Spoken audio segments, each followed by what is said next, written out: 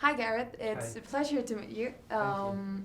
I've seen part of the movie, like not the whole movie, but Right. I'm actually like wanting to see the whole movie after that. Trust Good. me.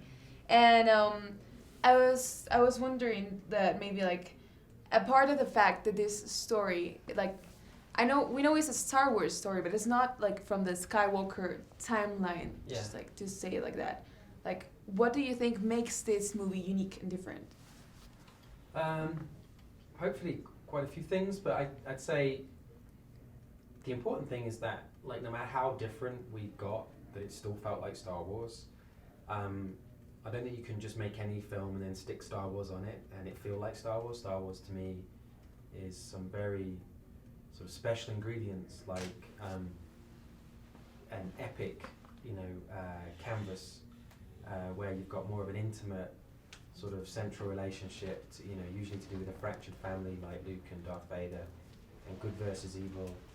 And we wanted to kind of flip everything to do with Star Wars on its head and do the opposite. In a way, it mirrors what the original Star Wars is. Like, for instance, Luke is a boy who grows up, in a tranquil home and dreams of joining a war, and Jyn is a girl who grows up in a war and she dreams of returning to a tranquil home. Right, it's like the opposite. Yeah, and you've got things like, I didn't realise this till late in the day, but there's the first time you see Darth Vader, and you've got a guy in a black cape with white stormtroopers, and the first time you see Krennic in our film, he's a guy in a white cape with black stormtroopers, and so it's like trying to play with the ingredients of Star Wars and swapping them round and tell a different story, but to the point where it still subconsciously feels like you're in that world. It's not completely different. Right. To the fact that like the main character is a girl,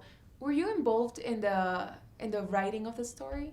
I was involved in the screenplay process, but when I got on board, they'd already written, John Knoll, who's the visual effects supervisor on the film, he had pitched to Kathy this idea for Rogue One, and he's got 2 daughters, and he wanted to have a film with a strong female lead as like someone they could look up to as a hero. Kind of like girl power. Yeah. And so it just always stayed that way. It was like, yeah, why not? Absolutely. And so we just always saw her as a woman. But when we developed the look of Jyn, for me it was important that she wasn't effeminate or masculine, that it was this kind of, she was just a person, and she happened to be female. Like, I wanted to be able to wear her jacket and her clothes and look cool, like a guy would aspire to be like Jyn. Right. It's not really like a stereotypical Like role. a neutral thing, like a neutral character. Yeah, like you could swap it, you could make this film again and it'd be a guy and it wouldn't change anything. Right. Oh, were you a huge fan? Because I know you've worked like with special effects. So, are you a huge fan of Star Wars, like the saga? Yeah. Yeah, when I was 30, for my 30th birthday, I went to where they shot Star Wars in Tunisia. Oh, really? And I stayed the night in Luke Skywalker's house, and then watched the sunset on the salt flats, where the famous shot of him looking at 2 suns in the middle of nowhere. I went to that spot, and So you're actually quite a huge fan. yeah. Like, to do that. And it's funny because I turned 30 that day, and as I left, my girlfriend at the time said, "You're never going to top this for your 40th." And I was like, "Yeah." And for my 40th, we were filming Star Wars. That's So crazy. it was a bit weird. It was like a huge birthday present. Yeah. Maybe. Yeah. Okay. We've seen new robots and we've seen black stormtroopers. I was kind of confused. Like, tell me if I'm wrong. I heard like you were involved in the creation of these Death Troopers. You call Death it? Troopers, right? Is it right? Yeah, I mean, I think every filmmaker who would ever get involved in Star Wars wants to design a new ship, a new stormtrooper, a new robot, a new planet, everything.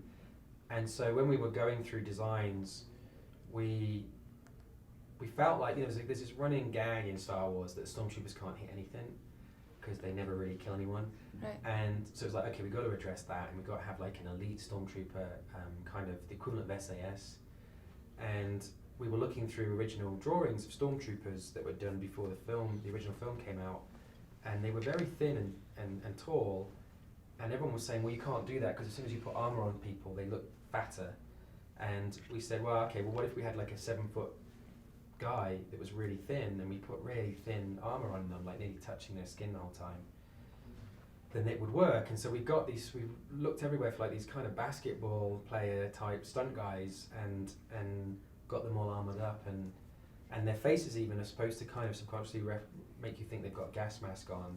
Right. So they feel like special forces, like SAS. I feel like it's kind of like a mixture of Darth Vader and a stormtrooper. Yeah. Kind of like that. Yeah.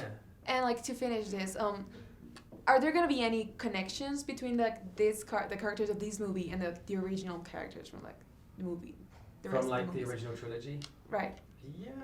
We're gonna see connections? Some place, somewhere, somehow, yeah. Okay. But so not like, I know there's a lot of speculation about